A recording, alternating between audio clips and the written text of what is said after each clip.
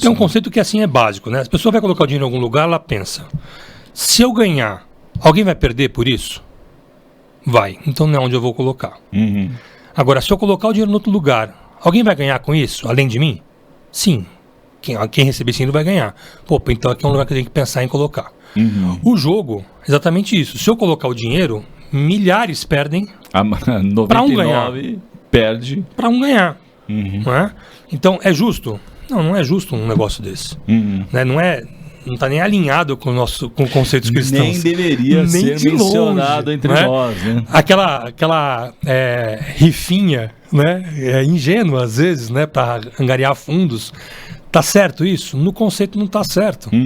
Por quê? Porque você vai colocar o dinheiro ali, vai ajudar, vai fazer a rifa, vai ajudar quem tem que ajudar, mas só que se são lá, hipoteticamente, 100 números, só um vai ganhar, 99 vão perder. O ganhador vai ganhar e quem fez a rifa vai ganhar. O resto perde. É justo? Não é justo.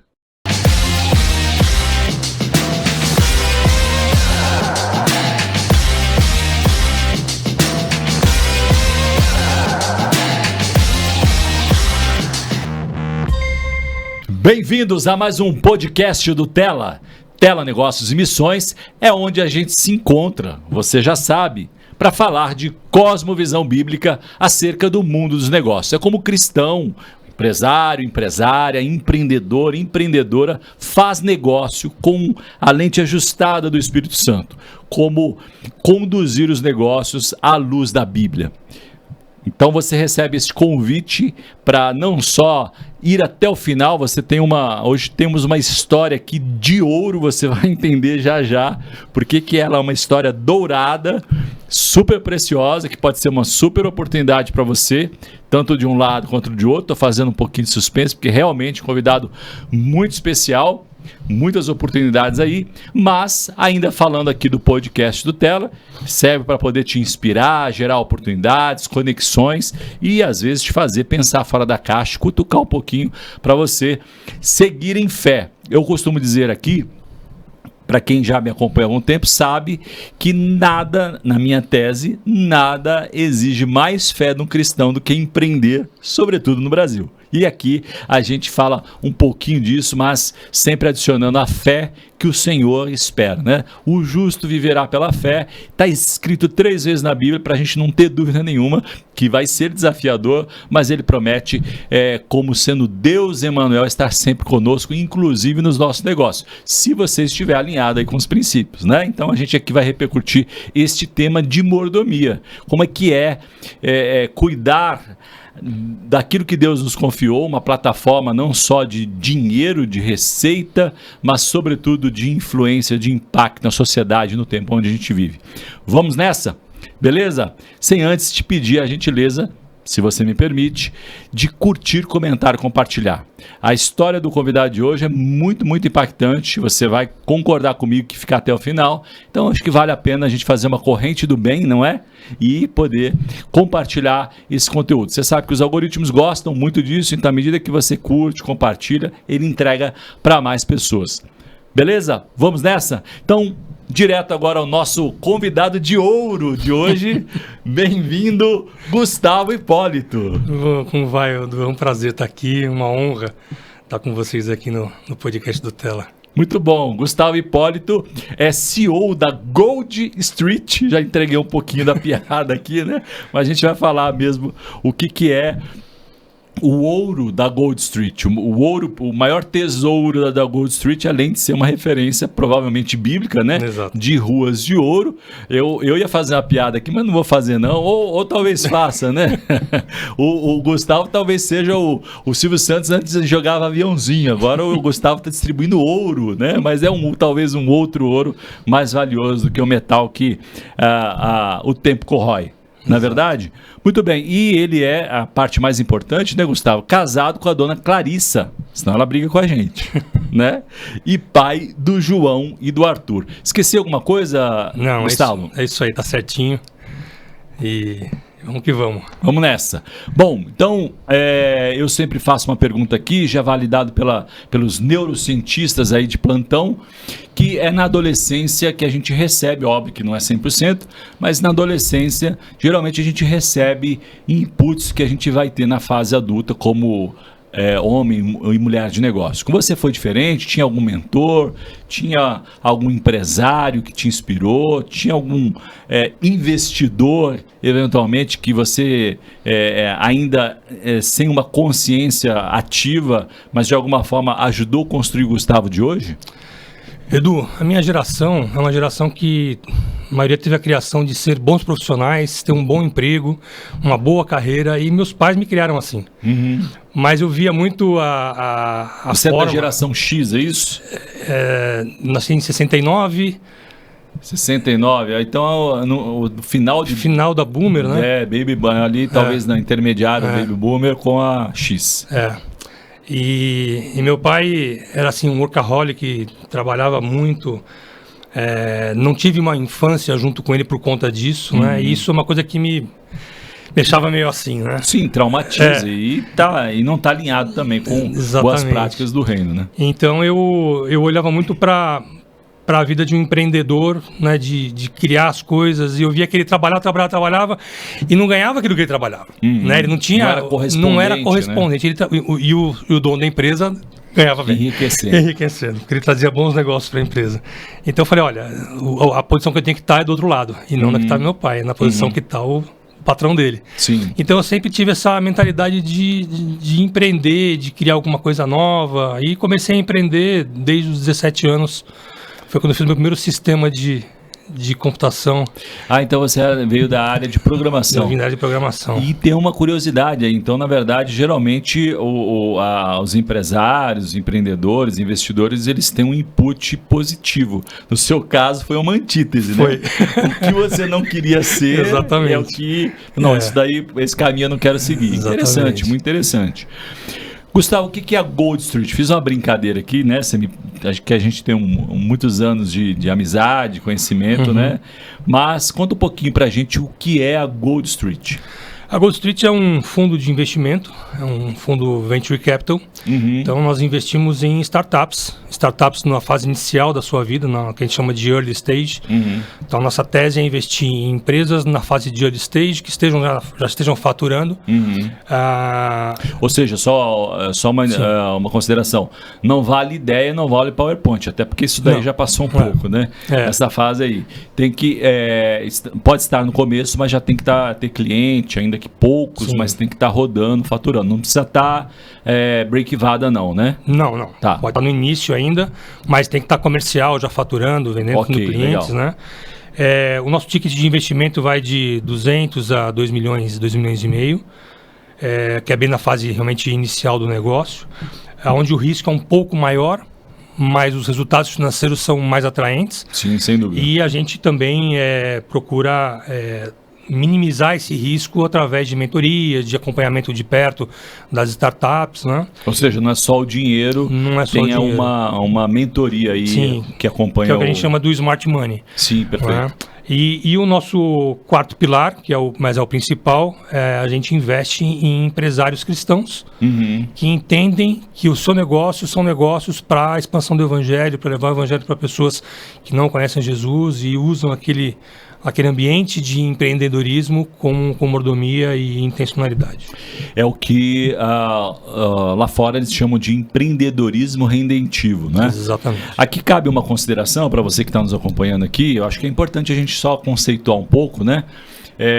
Que existem alguns modelos, todos eles nós entendemos que, segundo a Bíblia, porque dele, por ele, para ele são todas as coisas. Exato. Né? A gente faz aqui a introdução dizendo que dentro do conceito de mordomia, 100% é dele. Né? Não é 10% da empresa, não é 50%. Já ouvi várias empresas falando, não, Deus é meu sócio aqui, 50-50, né? Ele é dono de tudo. Na verdade, nós somos só os administradores, né? O dono é ele. A gente nem é sócio, né? A gente não está nem no patamar de sócio. Perfeito. Se a gente for dentro do conceito mais profundo ali de mordomia, né? Nós somos os administradores, que é talvez a palavra mais real, né? Dentro da nossa língua portuguesa aqui. Exato. Mas fazendo uma consideração aí, para a gente entender, né? Para clarificar, você tem o modelo de Business Kingdom, que é negócios que ele se mistura com o processo de entrega, sendo um negócio de impacto, muitas vezes social, né? E você tem, que a gente fala bastante aqui na Rede Tela, negócios e missões. É um negócio tradicional, onde dentro desse mercado você vai impactar o mercado por boas práticas, éticas, né, uma representação do reino, e vai usar um negócio, que é um negócio tradicional, para também não só investir em missões, mas para usar o negócio para poder expandir o reino, evangelizar na mesa de reunião. Exato. E etc e tal. É isso mesmo? Você acrescentaria mais algum conceito ou não? Eu acho que o negócio com missão, ele também aborda, ele também abrange a parte da parte transcultural, né, de você atingir outros povos, outras línguas, outras nações através dos negócios. Né, isso é uma crescente hoje no mundo, e é interessante que o Brasil está muito bem posicionado em relação a isso. Sim, verdade. Né, o brasileiro ele é muito bem aceito no exterior, então tem muito empresário brasileiro levando seus negócios para fora e com intencionalidade. Né, fazer um parênteses aqui do mercado, mas do mundo missional, né? Muitos países hoje estão fechados para missionários tradicionais, e muitos missionários que estão no campo estão retornando com depressão profunda, e é um percentual muito grande, acima de 40%. Uau! Porque não conseguem se entrosar, se inserir na comunidade onde foram enviados. Já o empresário não. O empresário abriu a portinha, colocou a plaquinha ali aberto, vai entrar alguém para comprar, vai entrar alguém para vender, você começa a se relacionar, então é muito mais fácil de você poder se entrosar na comunidade, fazer as amizades, os relacionamentos ali e levar a palavra de Jesus naquilo que você está ofertando, né? Na forma de você ofertar, na excelência, na qualidade dos produtos, na forma como você atende o cliente, na forma como você entrega para o cliente. Então tudo isso é um conjunto de coisas que vão levar para aquela pessoa que não conhece Jesus entender que ali tem uma pessoa diferente, e vai acabar vindo a pergunta, né? Se é diferente, por quê? E aí é a grande oportunidade, a bola levantada, né? Exatamente. Você sabe que há mais ou menos 2 semanas, Gustavo, eu soube exatamente de um case de um empresário brasileiro que expandiu para a China, e a empresa dele virou quase que uma agência missionária. Né? Ele está levando, ele começou a contratar funcionários chineses, e ali o representante da empresa que estava ali, ele começou a falar de Jesus, as pessoas começaram a aceitar Jesus, só que ide, pregai o evangelho e fazer discípulos, né? Tem que discipular. E aí ele precisou começar a mandar um time para incrementar de brasileiros para lá, para poder começar a discipular. Olha que case fantástico. Maravilhoso. Né? Agora, é importante chamar a atenção, quer seja, né, um negócio como missão, né? A gente lembra do case da Linda Lee, que construiu uma fábrica, não é isso? Exato. De costura para empregar pessoas com vulnerabilidade, etc. E tal, e ali, né, era uma plataforma de evangelismo também, de cuidar das pessoas, as pessoas se sentiam amadas e acabavam, muitas delas, aceitando Jesus, né? Então, o negócio foi criado com o objetivo de alcançar o coração. Exato. Mas é importante a gente salientar que isso não anula a importância de um modelo de negócio que pare de pé. Exato. Porque senão a gente volta a um problema. Eu me converti com 16 anos para 17 anos, e eu me converti numa igreja batista tradicional. E o culto mais triste do ano era o culto de missões. Porque era um culto para levantar fundos para os missionários transculturais, mas era o culto onde os missionários vinham até a cidade, até a igreja, né, que estavam em campos, eles voltavam, e eles falavam das dificuldades de sobrevivência. Então era um pitch, vamos usar uma linguagem aqui das startups, né? Mas quase que de lamento ali, né? Então as pessoas acabavam engajando porque fala, poxa, eu estou comendo bem aqui me lembro que uma missionária falou que chegou uma coisa é você fazer jejum, outra coisa é você não ter o que comer. Sim. Né? E numa cidade inóspita, mas ali firme, evangelizando e tal, porque as pessoas que se comprometeram com ela de patrociná-la, né? Que é muito comum, né? Cotizar ali entre os membros e tal, você compra uma cota ou se compromete com uma cota, e ela, durante o período, algumas pessoas não honraram com o compromisso e ela passou a necessidade. Então, era um culto triste para mim, porque deveria ser uma celebração, né? Dizer, olha, óbvio, ela passava um relatório de quantas vidas foram alcançadas, fotos ali da igrejinha no quintal, às vezes, de uma casa, e isso era muito legal. Mas eu cresci com esse peso e eu ficava sempre perguntando para Deus, não precisa ser assim, né? Então, acredito de verdade, Gustavo, que nós vemos num tempo, e a Rede Tela, ela existe também, né? É um dos pilares para dizer, olha, Deus vai te dar recursos, mas para você investir no reino. Tudo bem você ter uma BMW, é muito legal, né? Você pode ter uma casa na praia, não tem problema. Mas e depois disso, o que vem? Né? A Bíblia diz, você vai juntar no seu celeiro. Aí o texto bíblico diz, louco, hoje te pedirão a sua alma, porque ela está ancorada só na receita. E o brasileiro também tem esse, infelizmente, acho que faz parte da natureza humana, né? Eu acompanho, discipulo, mentoria alguns, aconselho outros e tal. Você quer ver o cara sumir da igreja, ele ganhou dinheiro, desaparece começou a viver bem. Não é? Começou a viver bem, é uma loucura. Faz outra coisa. Mas voltando aqui ao nosso papo, então é importante fazer essa consideração, que o negócio ele pode ser em si o negócio para alcançar vidas, mas ele pode ser um negócio tradicional e nisso poder expandir o reino. Uma coisa que é importante, assim, eu acho que as pessoas têm que ter a consciência de que o empresário cristão, ele tem uma missão através do negócio. Sim. Todos eles. Né? Todos nós. Somos missionários. Exatamente. Né? Acho que muitos já falaram essa frase, mas eu gosto de dizer porque acho que exemplifica bem isso. Né? O meu pastor tem acesso a pessoas que eu também tenho acesso. Agora, o inverso não é verdadeiro. É verdade. As pessoas que eu acesso, talvez nunca vão conhecer o meu pastor. Então, cabe a mim essa missão de poder levar o evangelho. E levar o evangelho não é pegar a Bíblia, ir lá e abrir e ficar lendo para ele, não. É você vivendo o evangelho. Não é você mostrando o que é o evangelho. Uma vida... Cartas vivas, a gente vai falar um pouquinho sobre esse tema, né? Que no final do dia, é o conceito de empreendedorismo redentivo, né? Exatamente. Deus, eu sempre digo aqui, repito, porque a gente tem uma audiência que muda naturalmente, poucas pessoas têm a plataforma, vamos chamar assim, que o empresário tem. Não é? De credibilidade. Se é um empresário de sucesso, ele tem credibilidade, ele vai falar com bastante propriedade, as pessoas vão ouvir.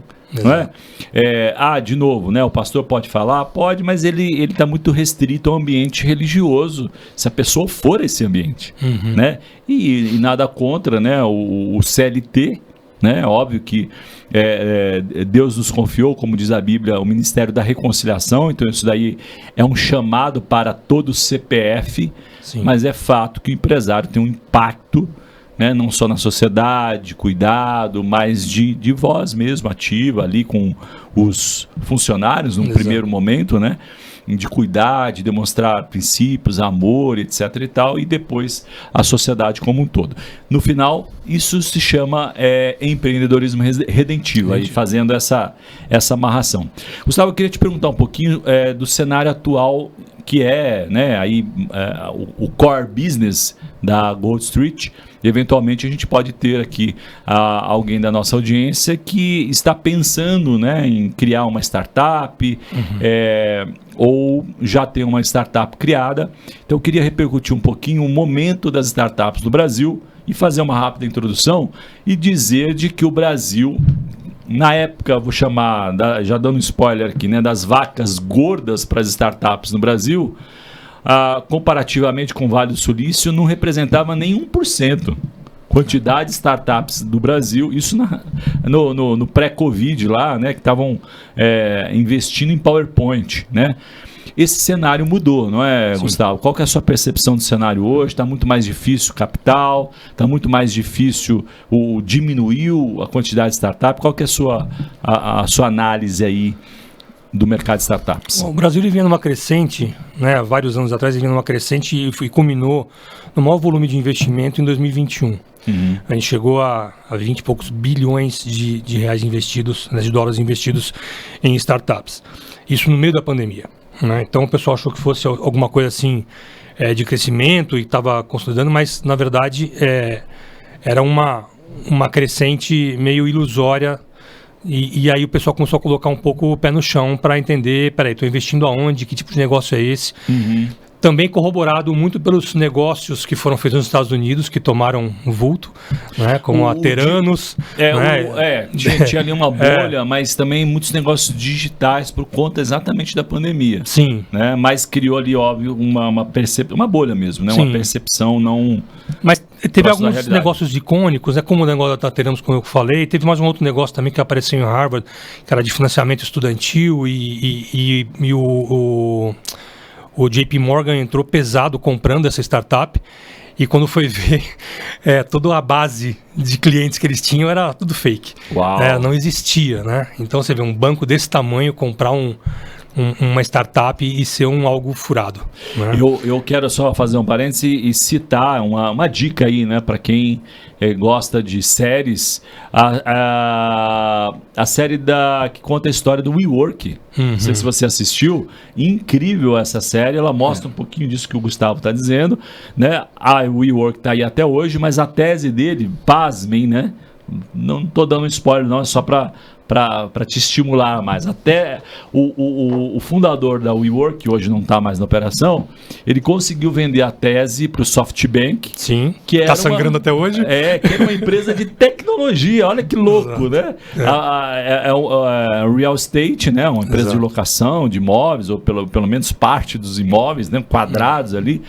Mas a série é muito interessante, mostra um pouco desses bastidores, desse tempo que eu acho que talvez nem volte mais, né? E o valuation da WeWork despencou aí 90 e tantos por cento. E esses casos, né? Eles vieram a derrubar uma outra coisa que acontecia, que era, eu tenho uma startup e lá vale 1 milhão. Vale 10 milhões. Da onde? Estavam investindo na ideia. Eu acabei de ter uma ideia e vale 1 milhão. Como assim? Né? Não faz sentido isso.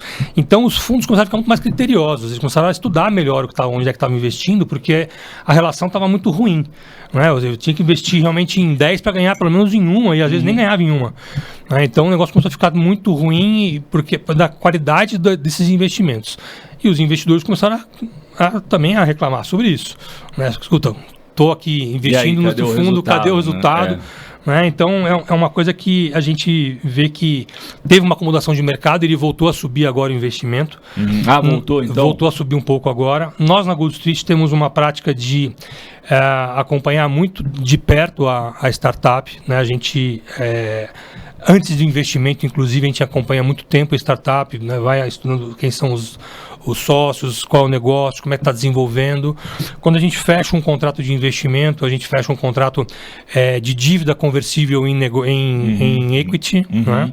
E esse período, que ela é dívida ainda, para a gente depois converter, é um período de estudo realmente. Nós tivemos um caso de uma startup que a gente investiu e... depois de 1 ano e pouco, eles começaram a mudar a tese do negócio, a gente não estava concordando, eles começaram a querer pivotar mais para um lugar que a gente achava que não era o caminho, era um mercado muito vermelho, né? Mar muito vermelho, e a gente então resolveu não converter em equity, mas resolveu pegar o dinheiro de volta. Tá. Né? Então, pelo contrato, a gente fez um parcelamento de retorno e o nosso investidor que tinha investido, ele ainda teve um resultado financeiro positivo de 11,5% líquido. Tirando a taxa de investimento, a inflação, ele teve 11,5% de retorno do investimento. Então a gente faz foi um bom negócio. Foi um bom negócio. Algo que não deu certo, mas foi um bom negócio. Deu certo, então, mas não deu certo. Os nossos investimentos são feitos dessa forma para proteger o capital do investidor e também para proteger o próprio empreendedor dele mesmo.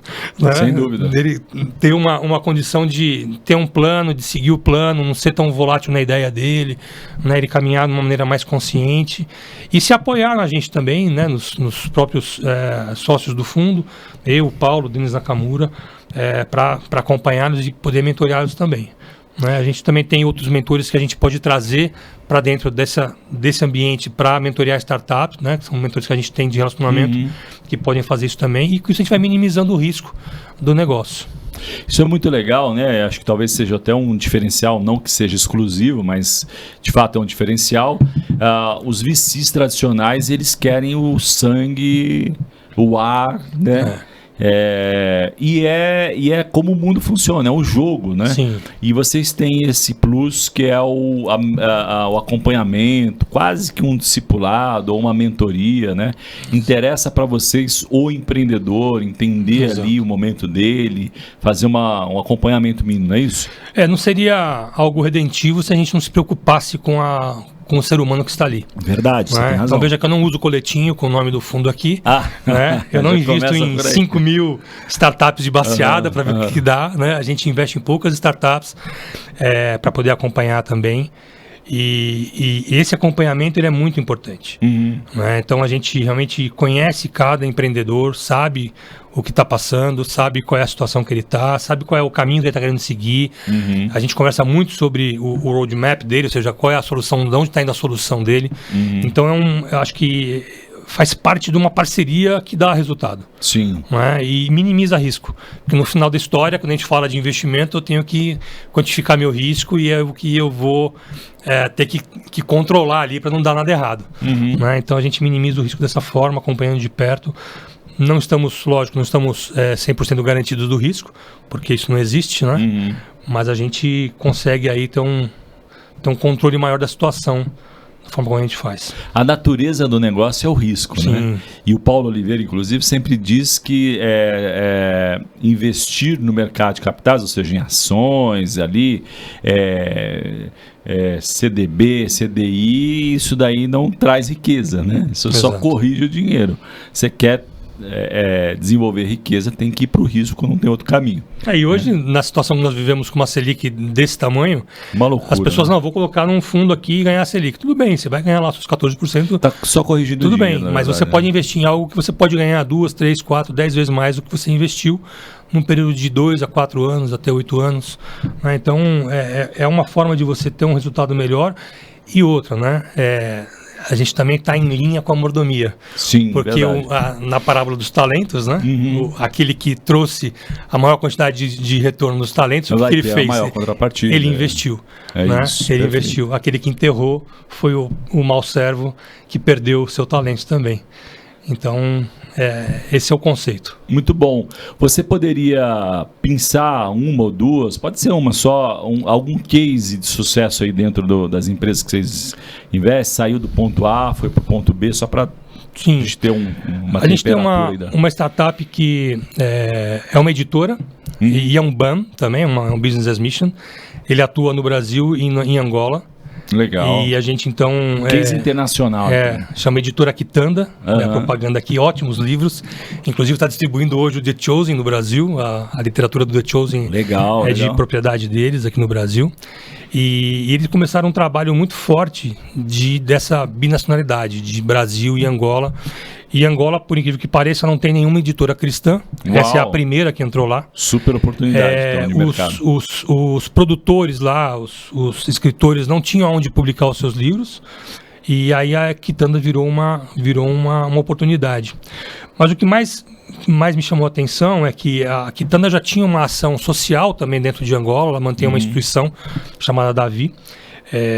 Mantém ali 150 famílias, né? E o que é interessante é que nessas famílias, às vezes a única refeição da família é a que eles fazem dentro da instituição. Meu Deus. Então, cada livro que você compra da editora Quitanda, uma parte vai para essa instituição. Mas, voltando para o que eles estão fazendo ali, né? O Tomás, que é o empresário, ele conseguiu alguns contatos lá em Angola. E ele conseguiu agora, na semana retrasada, uma reunião com o vice-presidente de Angola, com o secretário de Estado também, e eles foram convidados a produzir livros educacionais para o governo de Angola. Uau, então chegou nesse status de ser fornecedor do governo. Exatamente. Que bacana, Gustavo. Então a gente fez um investimento há um ano, né? E se a gente for fazer um valuation dela hoje, já multiplicou algumas vezes o valuation dessa editora, mas a gente vai seguir um pouco mais junto ainda, porque ainda muita coisa tem por vir, né? Então, veja, um negócio que é aparentemente tradicional, né, de edição de livros, sim, mas é uma editora que tem um roadmap de solução bem interessante para atingir os países de língua portuguesa, então com audiobooks, com muita tecnologia envolvida, né? Então é um negócio que está com a gente ainda e vai dar muito resultado. A gente tem com muito sucesso. Tem apostado aí. Que bom. Vocês estão abertos aí, eventualmente, a novas empresas investidas, porque entendendo de que você talvez não tenha uma escala como um fundo, um VC tradicional, né, para poder exatamente fazer essa curadoria mais de perto, mas vocês estão abertos, eventualmente, se tiver um negócio aí que tem um viés de empreendedorismo redentivo, poder de escala, porque precisa ter ali aqueles pilares de startup, né? Ser escalável e ter base tecnologia, uma série de coisas, critérios básicos, não pode ser qualquer empresa. Sim. Hoje se abre, né, até para separar, né? Separar aí as ovelhas, né? Porque hoje está na moda, né? Você ouve assim, eu abri uma startup. O que você abriu? É uma oficina, né, de pintura, mas isso não é uma startup, não, é uma empresa nova, pode abrir não sei quantas filiais, não tem escala, né? Mas como é que está a abertura aí de possíveis investidos? A gente está avaliando empresas, na verdade eu recebo toda semana 2 empresas, pelo menos, pedindo investimento. E é um mercado que, para nós, tem crescido bastante. Quando a gente começou lá em 2015, né, quando eu tive o chamado para... Isso é um outro podcast que a gente pode fazer para contar a história. Fica a dica. Né? Mas quando começou esse chamado, o ecossistema de empreendedorismo cristão no Brasil ele era praticamente nulo. Não existia negócios com propósito. Faz um pitch elevador aqui do seu chamado, acho que cabe sim. Depois a gente naturalmente explora mais, repercute, só para não dar essa gostinho de... Em 2015 eu teve um evento na minha igreja, na Batista do Morumbi, que foi um mês de missões, e ali teve uma ONG expondo, num dos domingos, que trabalhava no combate ao tráfico humano, escravidão moderna.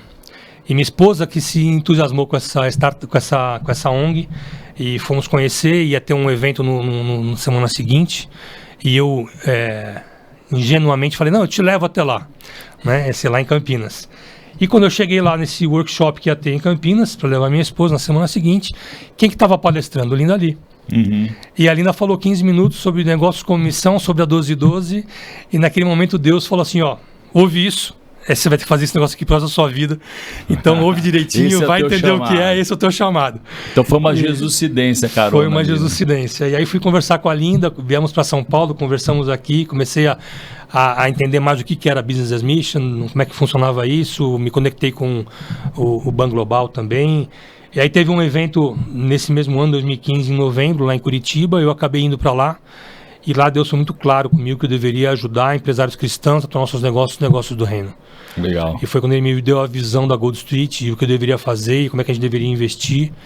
Dali eu saí com um plano de negócio quase montado desse evento. Um download do céu. Fez um download ali, eu fui só escrevendo, né? E foi aí que tudo começou.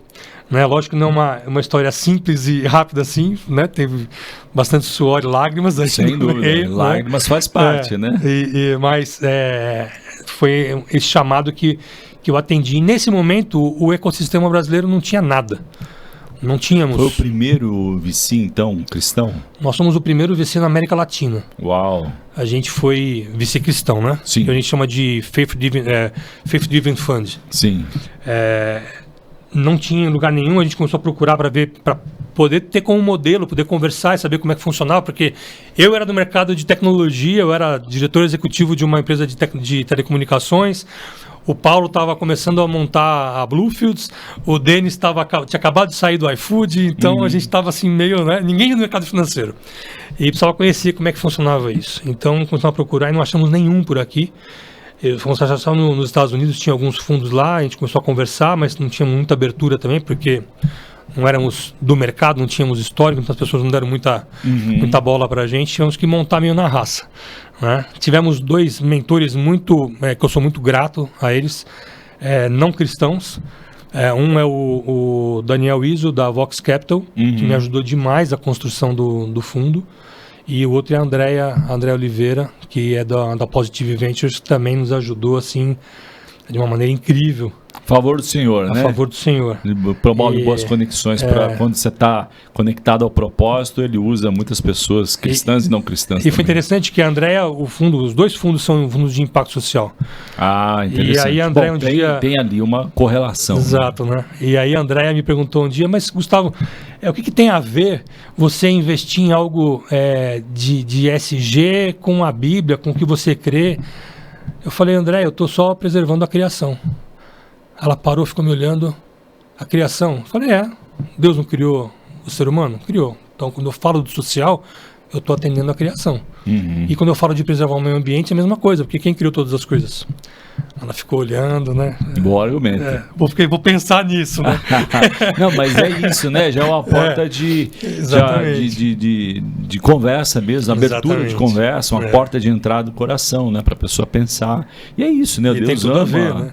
Deus criou e ama e quer que isso seja bem cuidado. É, de novo, o conceito de mordomia. Somos comissionados para isso também. Perfeito. Para cuidar da criação. Mandato cultural. Exatamente. Né? Que muitos aí negligenciam, né, vivendo o American Way of Life, que destrói completamente o planeta, mas nós temos que ter responsabilidade. É isso aí. E aí a gente estava construindo então esse ecossistema, e acho que aí depois vem até num outro tema que a gente vai falar aqui, e vimos que não tinha nada, começamos a criar alguns eventos para poder falar sobre negócio com missão, Kingdom Business. Isso foi em 2017, que a gente começou com esses eventos e a gente começou a ver o ecossistema se formar. Né? Então a Bluefields começou a tomar corpo, a Gold Street começou também a aparecer mais. Esses eventos começaram a tomar corpo também. A gente falava para 100, 150 pessoas por evento, fazíamos 4 eventos por ano, e a gente começou a ver despertamento das pessoas em empreender com propósito. Legal, muito bom. Então hoje a gente vê esse crescimento, ele é hoje orgânico, porque a gente, sem falar muita coisa, aparece 2, 3 empresários e fala, poxa, eu tenho um negócio aqui. Isso é muito interessante. E eu tive um insight, Deus me colocou esse projeto, eu queria ver com você. Quando você vai ver, não é nada assim, de repente, que é o métier dele, coisa que ele trabalha, mas ele teve uma visão realmente, Deus falou, ó, vai por aqui, como foi comigo na Gold Street, né? E tem negócios fantásticos aparecendo por aí hoje, coisas muito boas, então a gente está aberto ainda, a gente está avaliando negócios. Isso é uma coisa que não para. Muito bom. E do outro lado da mesa, né? Por exemplo, dentro, né, alguém que eventualmente seja investidor de empresas, startups, está falando assim, puxa, nunca tinha pensado em investir com propósito. Que aí o dinheiro vale mais. Sim. Né? É a brincadeira que eu fiz no começo. Mais valioso que o ouro é transformar o dinheiro em propósito, né? E multiplicá-lo também, porque é bíblico isso, né? A parábola dos talentos, como você citou. Exato. Se eventualmente tiver alguém interessado em compor a sua mesa de investidores, tem espaço ou está fechado isso? Você não abre muito? Como é que está essa parte aí de colocar mais investidores dentro da Gold Street? A gente está captando investidores, né? Estamos captando investimento. Para investir nas startups que a gente já tem na nossa carteira e nas novas que a gente está avaliando também. Então, você tem rodadas ali, tem rodadas tem empresas que a gente investiu a primeira vez, mas estão em fase de crescimento e vão precisar de novas rodadas. A gente gostaria de acompanhar, então estamos trazendo mais investidores para poder compor isso. Boa. E aproveitar esse crescimento. Fora isso, com as novas startups que a gente está avaliando também, cria-se ali uma necessidade de recurso. Então, 100% de abertura para novos investidores e principalmente brasileiros, porque o que a gente vê lá fora é um mercado muito maduro, uma consciência muito bem construída a respeito do investimento, da mordomia no investimento, coisa que a gente não está vendo no Brasil ainda. Então, quiser falar mais sobre isso, me procura, nos procura lá, vamos discutir sobre isso, falar sobre mordomia nos investimentos, né? Qual é a vantagem, os riscos também a gente abre todos, né? Sim, muito Mas legal isso, é importante a gente trazer clareza, essa conversa. Né? Você está citando que essa questão cultural, a gente pode dizer assim, Brasil versus Estados Unidos, né? Lá tem uma infinidade de fundos cristãos, né? Tem o conceito de endowment, que você não investe o capital principal, e sim um rendimento. Exato. Então, eu participei de uma reunião, fui convidado para participar de um movimento que tem lá nos Estados Unidos, chama FCCI. E é uma experiência incrível, Gustavo, um evento ali, né, para falar sobre mordomia e negócios, network, jantares maravilhosos, um restaurante, um hotel, que era um resort e tal, padrão resort. Então, uma experiência incrível mesmo. Só que tinha um dia que tinham salas que na porta tinha o valor do cheque a ser assinado. Não é interessante isso? Então, assim, se você queria investir $100 mil, você entrava na sala dos 100 mil. E você andava o corredor, tinha uma sala de $1 milhão. Né? Então, eram negócios que eram expostos ali. Obviamente, depois você vai apurar o quanto daquilo, né? A estrutura, enfim, vai desdobrar toda a apresentação, mas eram salas que se reuniam para exatamente entender aonde juntos vamos investir. Sim. Eu achei aquilo espantoso, né, do ponto de vista da minha racionalidade brasileira. Eu falei assim, uau, que legal se tivesse isso no Brasil, né? Mas acho que a gente está muito distante, porque nem como investimento, né, como investidor mesmo, né, o brasileiro ainda está aberto a isso, né? Quando você sai do círculo dos cristãos, você tem de novo aí o mercado altamente predatório, né? Dinheiro pelo dinheiro. Infelizmente a cultura... Workaholic, promovendo lá mais... Como que é o nome do seu pai? Gustavo também. Produzindo mais Gustavos, né? O cara que tem que trabalhar 20 horas por dia, aquela coisa louca, e nada disso tem a ver com o reino de Deus, né? E assim, o que a gente vê muito, assim, muito mesmo, a gente começa a falar de investimento redentivo, mas aí o investidor vira uma chavinha, ele vira para perguntar qual é o resultado no menor prazo possível. Ele quer o melhor resultado do investimento no menor prazo possível. Então isso não é investimento, né? Vai lá no Tigrinho, vê se você consegue, não, né? Vai no Tigrinho. Não vai. não vai no Tigrinho. Mas veja, é uma consciência de jogo, na verdade. Exatamente. Né? É uma consciência de jogo, não é uma consciência de investimento. Porque o que é um investimento? Você vai colocar o seu dinheiro em algum lugar e aquele dinheiro vai gerar frutos. Sim, perfeito. E quando ele voltar para você, ele volta capitalizado. Sim. Não é? Então, se eu colocar em Simples assim. Simples assim. Então, quando eu faço um investimento no Venture Capital, eu estou investindo em empresas. Sim. O que eu estou gerando? Eu estou gerando uma produção maior, estou gerando empregos, estou gerando desenvolvimento, estou gerando infraestrutura. Impacto de evangelismo da partir dos negócios. Sem falar nesse pilar. A receita que vai investir em missões. Exatamente. Então é um ecossistema mesmo. Eu estou falando de um ecossistema todo montado para receber esse investimento. E quando ele voltar, ele volta não só o dinheiro, mas o resultado eterno. Toda a cadeia. Né? Todas as pessoas que se converteram através daquele negócio, todo o ambiente que foi criado para evangelização, para levar a palavra de Deus, as igrejas que foram criadas. Porque tem negócios que também investem em implantação de igrejas. Sim. Né? Então, ou seja, a gente está perdendo uma oportunidade de colocar o dinheiro em negócios que realmente transformam, para colocar dinheiro em coisas que não trazem resultado nenhum. Você tocou num ponto que é extremamente desafiador, e por isso, né, a Rede Tela e outros tantos movimentos, como inclusive o NWC, que a gente vai falar já, de tirar esse ranço cultural do jogo do bicho, né? Estou fazendo uma piada aqui, mas é isso, né? É o vou apostar ali, vamos ver se eu vou ganhar, vou ficar rico. A própria loteria do governo é um conceito absolutamente maléfico, né? Exato. Não, eu vou ficar milionário, vou investir ali, e a pessoa às vezes passa a vida inteira gastando aquele dinheiro achando que aquilo é investimento, e não está longe disso. Tem um conceito que assim é básico, né? A pessoa vai colocar o dinheiro em algum lugar, ela pensa, se eu ganhar, alguém vai perder por isso? Vai, então não é onde eu vou colocar. Uhum. Agora, se eu colocar o dinheiro em outro lugar, alguém vai ganhar com isso, além de mim? Sim. Quem receber esse dinheiro vai ganhar. Pô, então aqui é um lugar que eu tenho que pensar em colocar. Uhum. O jogo, exatamente isso. Se eu colocar o dinheiro, milhares perdem para um ganhar. Perde. Para um ganhar.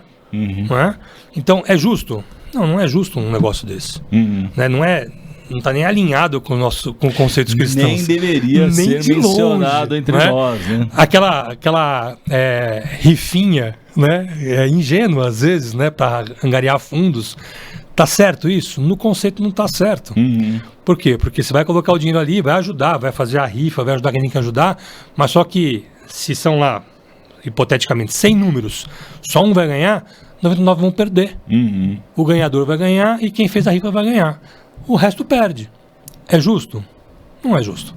Né? Não é um conceito que esteja alinhado com o que a gente tem aprendido. Princípios, né? Quando estuda a palavra de Deus. Estava aconselhando um casal e ele me fez uma pergunta, poxa, quando a gente tem um problema e a gente não encontra um versículo bíblico e a gente não tem resposta de Deus na oração. Eu falei, bom, primeiro você precisa entender que a Bíblia fala de princípios. Então você precisa entender e tratar a Bíblia como essa fonte de sabedoria para você aplicar o princípio. Não precisa dizer ipsiliter o seu caso, mas você vai ter que entender e aí gastar um pouco de tempo, energia e também com Deus não é loteria. Deus, eu faço ou não faço? Dá resposta aí. Espelho meu, né? Bíblia minha, né? Qual é a resposta? Né? Então não é essa relação que Deus espera da gente, né? Mas falando de relação e relacionamento, você também é fundador de uma comunidade aqui, pelo menos em São Paulo, a maioria é São Paulo, né? Tem hoje, até fora de São Paulo. Tem fora do Brasil, inclusive. Mas o core é São Paulo. O core é o principal então, fala São um pouquinho da NWC, tô abreviando aqui, fazendo um short form, né, do Network Cristão. Então, conta um pouquinho o que é essa comunidade que você criou, né, e como ela tem abençoado aqueles que participam. Eu sou um deles, sou muitas vezes abençoado, né, e a gente entra ali, tem um ambiente ali de negócio também, mas é uma comunidade mesmo aí com C maiúsculo. O NWC é esse evento que surgiu lá atrás na Gold Street, quando a gente olhou para o mercado e viu que não tinha um ecossistema criado. Então ele nasceu com o propósito, era um evento, são eventos, né? Sim. Que a gente nasceu com o propósito de levar esse conceito de negócios do reino, negócios com missão e fazedores de tenda, que são os profissionais no seu ambiente de trabalho, levando também o evangelho. E a gente começou isso em 2017, começamos na Batista do Morumbi, fazendo o primeiro evento lá, foram 120 pessoas participando, e a gente começou a ver dali, então, o impacto que estava trazendo esse evento. A sede, né, dos empresários, a escassez ali. Exatamente. Que tinha também, né? Porque as pessoas não tinham esse conceito claro na mente. E, na verdade, tinha muito da dicotomia, né? Onde a pessoa fala, não, o trabalho é uma coisa, a igreja é outra, né? Deus é outra, não se misturam e não é verdade. Sim, exatamente o oposto. Né? A gente não tem uma máscara que a gente usa para ficar de segunda a sexta e a outra sábado e domingo, né? Principalmente no domingo na igreja, né? A gente tem que ser a mesma pessoa, fazer as mesmas coisas, né? Ter a mesma postura. Integral, né? Exatamente. Integralidade. E a gente começou com esses eventos e a partir de um momento, lá pela terceira ou quarta edição do evento, a gente começou a ver que havia essa necessidade de manter a união das pessoas pós-evento. Porque nos eventos tem um ambiente propício para fazer networking, para você conversar com pessoas, se conhecer, falar do seu negócio, ouvir sobre negócios também. Mas depois as pessoas acabam perdendo o contato. Então a gente fez uma ideia simples, vamos criar um grupo de WhatsApp. E começamos com um grupo de WhatsApp, começamos ali com 100 e poucos que estavam participando. E até hoje é uma comunidade... Agora virou uma comunidade de WhatsApp. Via WhatsApp. Exatamente. Então a gente ficou preso, inclusive, naquela barreira dos 256 membros, né, do grupo durante um tempo. Era engraçado porque a pessoa me ligava, Gustavo, eu quero entrar no grupo. Fica atento lá, tá aqui o link, se alguém sair você entra. E era assim, saía uma pessoa, dava um minuto e entrava outra. E mantinha-se o número ali, a hora que o Meta liberou o número, né, para 1.024, ela começou a crescer e hoje nós temos alguns grupos dentro da comunidade. Então nós temos um grupo de negócios que é focado em networking e negócios, e é muito interessante porque entra uma pessoa lá e fala assim, estou precisando de um engenheiro. Pô, aparecem 4, 5 indicações se não tiver um engenheiro já no grupo. Para falar, tô te atendendo. O Get Ninja dos cristãos. Exatamente. Né? Mas é importante só fazer uma pausa aqui, uma ressalva para a nossa audiência. Isso é 100% missional. Né? Gustavo não ganha um centavo para as horas, são muitas horas investidas na gestão dessa comunidade. Então é importante chamar a atenção, porque existe um outro lado negativo, infelizmente, aí né? Enfim, acho que sempre existiu de tudo, né? Eu não concordo quando as pessoas falam assim, mas as coisas estão piores hoje. Sempre foi ruim. Quando você lê lá Provérbios, quando você lê a história de Salomão, o mal sempre existiu. Sempre existiu. Então não vamos entrar nessa falácia. Mas é importante porque existem hoje muitos grupos que cobram muito caro nesse ambiente network. Sim. Que é legítimo, não é verdade? Sim.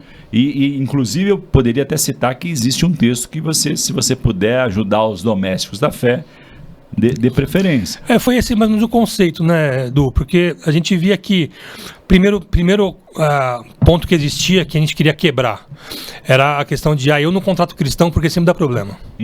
Como assim? Não pode ser.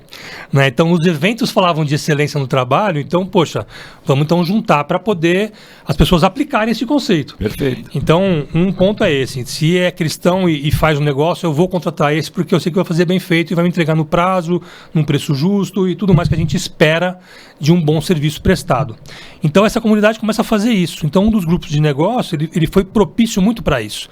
E, Edu, assim, é gratificante ver como tem ajudado pessoas isso. E as pessoas, a gente percebe lá que elas voltam e são gratas, né? Então é isso que tá a beleza, o congraçamento da comunidade, né? Então não tem ali, elas não estão conectadas para poder lucrar e sim para abençoar um ao outro. Exatamente. Né? E então, assim, serem abençoados. Se você tem um negócio, você pode entrar lá e falar assim, tem um negócio aqui, eu vendo copo de vidro.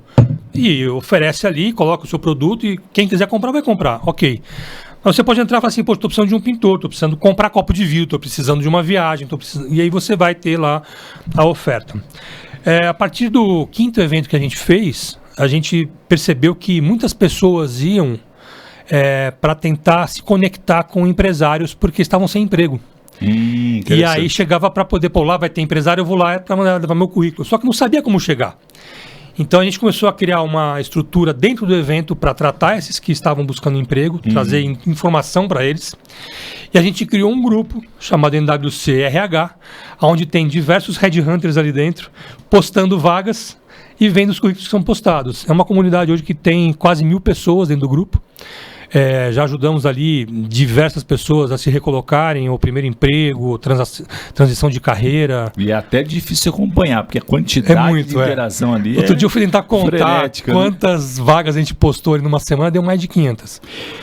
Você sabe que uma vez, óbvio, né, que eu não entro, já até postei vaga lá também, de um dos meus negócios, mas de fato não dá para acompanhar, mas eu fiquei muito feliz, né, em pensar assim, falei assim, puxa, quem participa dessa comunidade, ela não vai estar desempregada, né, porque a quantidade de oportunidades que existem ali, e às vezes rola de tudo, né? De tudo. Parece de todos os níveis. Do primeiro nível de chão de fábrica até executivo. Inclusive coisas internacionais também que estão postando lá. É uma benção. Oportunidades em empresas fora, fazer remoto, quer dizer, tem um monte de oportunidade lá dentro.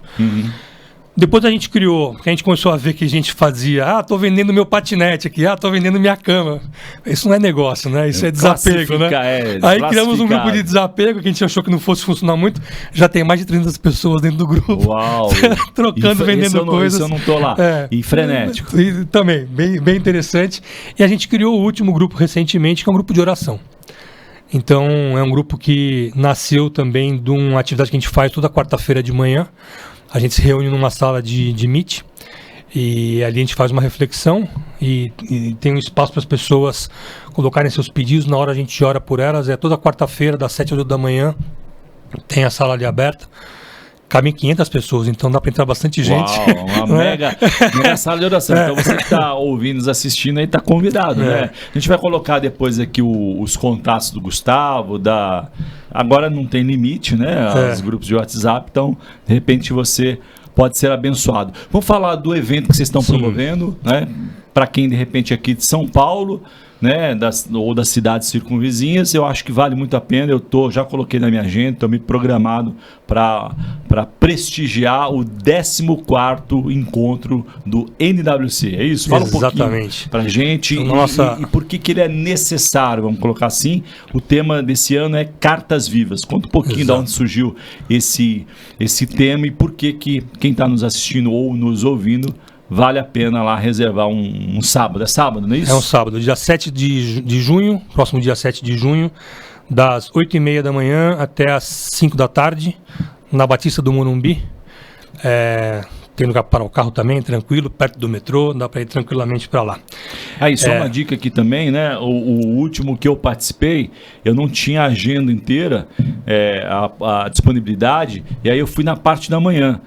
Poderosamente abençoado com as palestras e tal. Tem coisas até hoje pessoas que eu me conectei ali, até hoje fantástico. A gente troca figurinha. Então, é isso que me deixa grato de fazer esses eventos. Um feedback ao vivo aqui, a cores, né? Então, se você não pode o dia todo, poxa, mas o dia todo e tal, vai de manhã, não tem problema, o Gustavo não vai brigar com você. Ou então vai na parte da tarde, óbvio que se puder ir no dia todo, vai aproveitar mais, né? Nós vamos ter ali palestrantes muito bons. Vamos ter a Elisângela, que ela é sócia da Iseli, da Flex Magic, que é daquele projeto Carretas da Saúde. Ah, que legal. É a empresa que faz essas carretas, né? E vem contar a história delas lá, que é maravilhosa, de grande impacto. Vamos ter a Linda Ali com a gente também, contando bastante do que ela tem feito e como é que é a trajetória dela.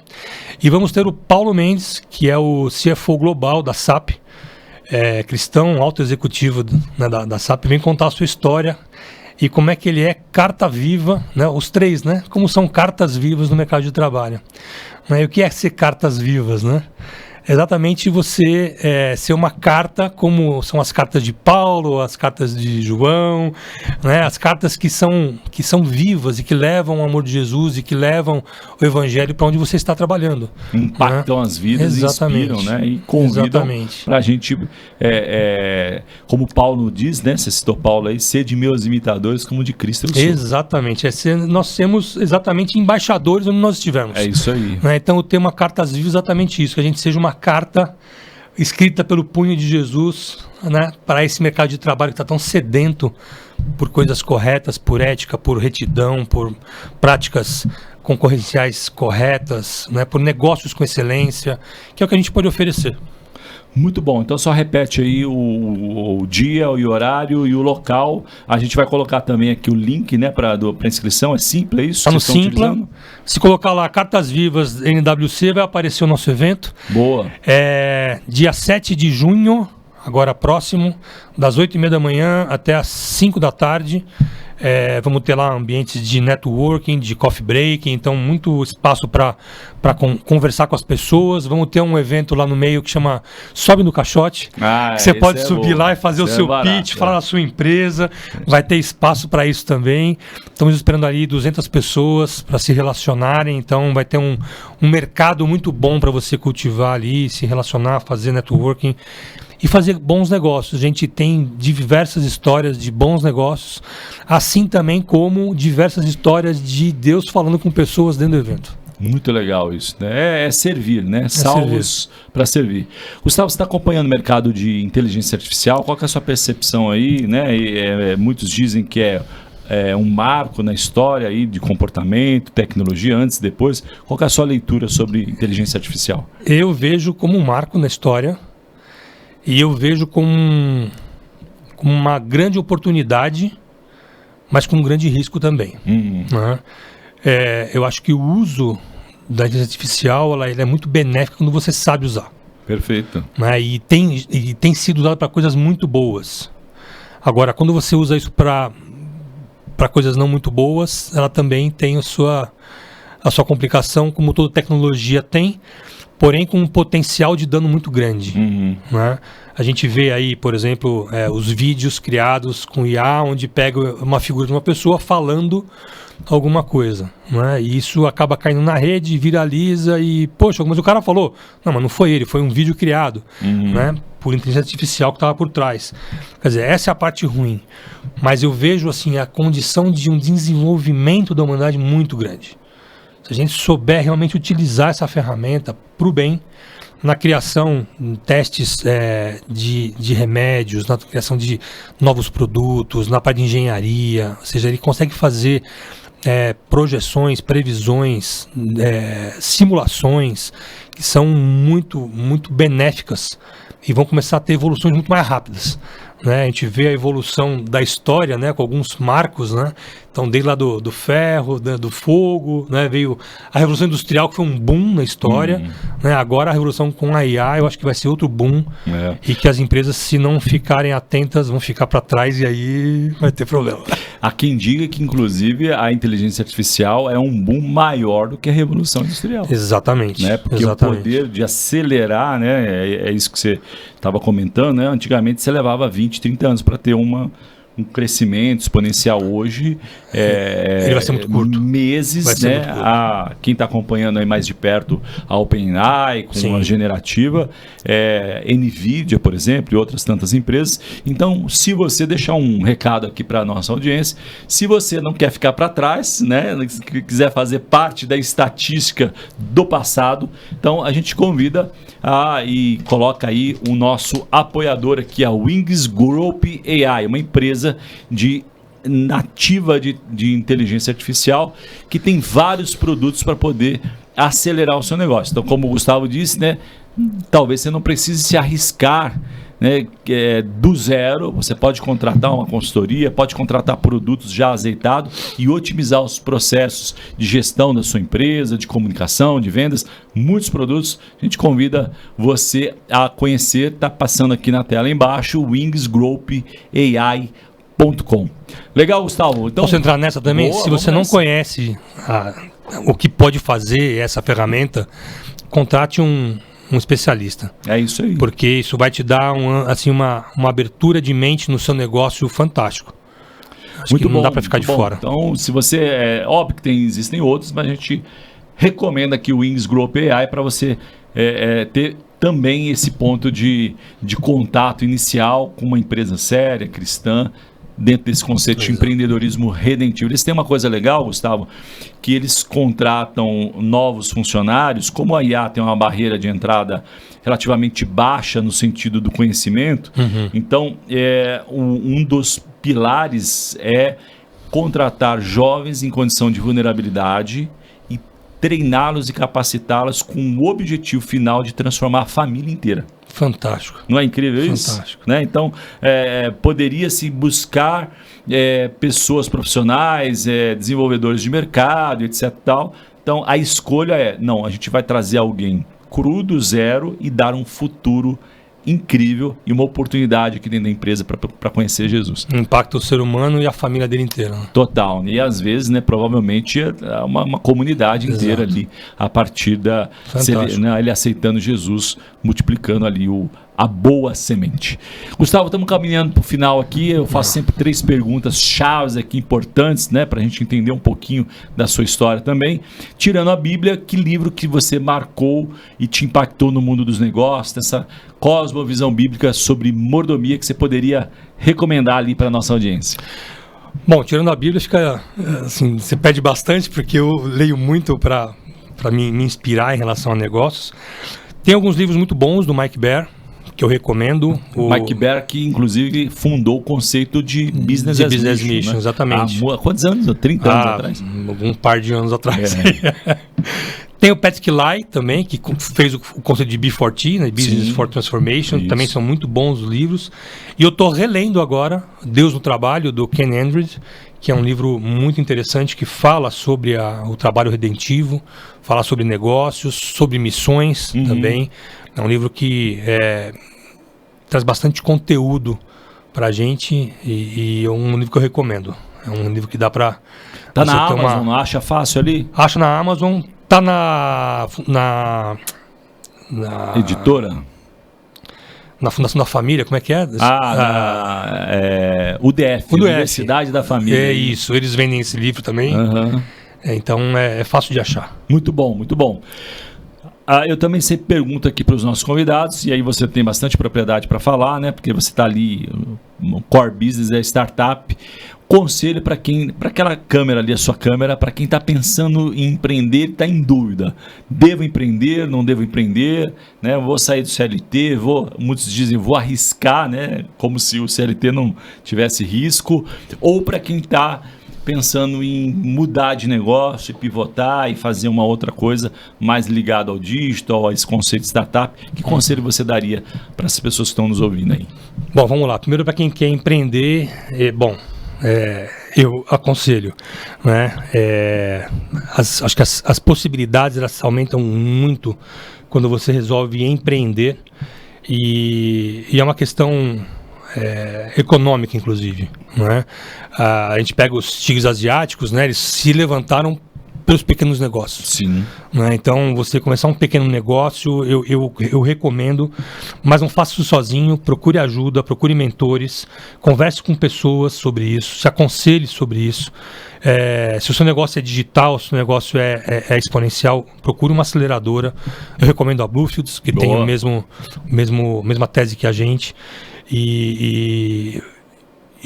Mas não há, acho que, prazer maior do que você empreender e ver a coisa sendo criada e você podendo transformar e poder expandir aquilo que você está criando, né?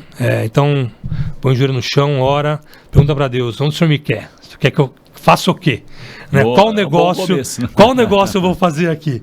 E aí você segue em frente, planeja direitinho, planeja muito bem o seu negócio, entende o ambiente que você está entrando, né? Para com as desculpas. Mas os impostos no Brasil, os impostos estão aí, é a regra do jogo. É a regra do jogo. Então pensa na regra do jogo e constrói o seu negócio de acordo com a regra do jogo, para que você não tenha depois surpresas bem desagradáveis no decorrer do negócio. Mas eu iria em frente, estudaria e colocaria para rodar. Boa.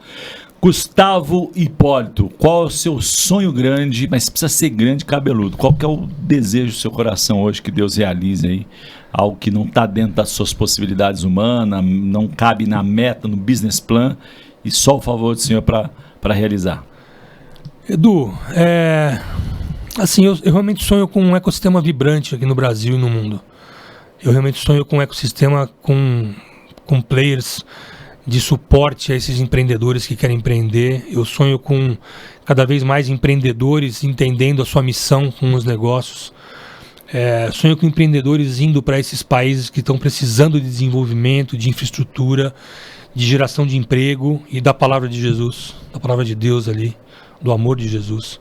Eu sonho com esse ecossistema, né? Eu ainda vejo aqui no Brasil muito acanhado, embora esteja numa fase já muito propícia para os investimentos, que é uma fase próxima da maturação do ecossistema, mas ainda muito aquém quando a gente compara com outros ecossistemas, né? Eu acho que a gente tem uma capacidade enorme de criatividade, de criação, de execução, e a gente tem que colocar isso para rodar, né? O Brasil também, os brasileiros são muito aceitos lá fora. Sim, tem uma receptividade incrível, né? Então isso é um valor enorme. Sim, a gente tem a porta aberta. Sim. Então, para onde você decidir ir, para onde você sentir que Deus está te mandando, você pode ir, porque você vai ser bem aceito. E se você for com um negócio, então, você pode até ter isenções, benefícios, vão abrir a porta para você. Mas você sabe que eu sou cristão? Sabe que você é cristão, mas sabe que você vai levar investimentos, você vai levar oportunidades, emprego e tudo mais. E aí esses países estão precisando disso. Então eu sonho com esse ecossistema de empreendedorismo cristão pujante, assim, realmente flamejante, né? Um dado, os cristãos têm hoje em mãos 16 trilhões de dólares. Aonde está esse recurso? Que a gente ainda tem fome, desemprego no mundo. Né? Falta de posicionamento, né? Exatamente. Então o meu sonho é que esse recurso que Deus tem nos dado seja usado para isso, para a honra e glória dele. Amém. Que seja o teu sonho seja bem sucedido, que obtenha sucesso. Amém. Porque no final, sucesso é muito mais do que lucro financeiro ou guardar barras de ouro, né, no cofre. É sobre impactar vidas e glorificar a Deus. Muito obrigado pela sua audiência. Não deixe de curtir, comentar e compartilhar. O que você está fazendo por vocação? Você precisa entender qual a sua vocação. Indo ou ficando, vá para aquilo que Deus quer que seja feito. Você não vai ficar rico porque teve uma boa ideia simplesmente. Você vai ficar rico porque tem um propósito. Minorias, é o que eu chamaria de mercados étnicos. Agronegócio, água, tecnologia, globalização. Eu sugeriria a área da sustentabilidade. Por que as empresas têm investido tanto em sustentabilidade? Será que não é pela fidelização dos consumidores? O que tem se desenvolvido mais rapidamente, categorias como moda, como saúde e beleza, como casa e decoração. E finalmente a área de energia. Nós estamos diante de um cenário em que a gente tem as mudanças culturais e tecnológicas muito importantes. Essa mudança de cenário tem desafiado a igreja a ter conhecimentos específicos e saber utilizar essas ferramentas para a glória de Deus. O Tela Masterclass é, para mim, exemplar nesse sentido.